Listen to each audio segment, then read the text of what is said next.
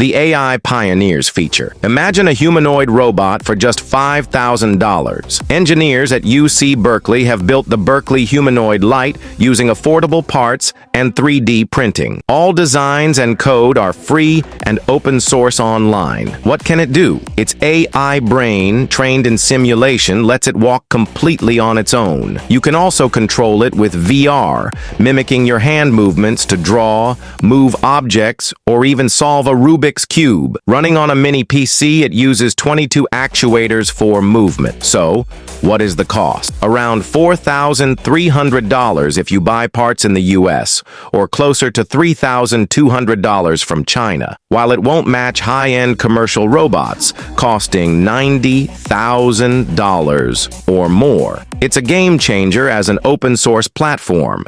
It's making humanoid robot research and experimentation accessible and truly low-cost compared to anything else out there. For more AI tips, subscribe this channel now.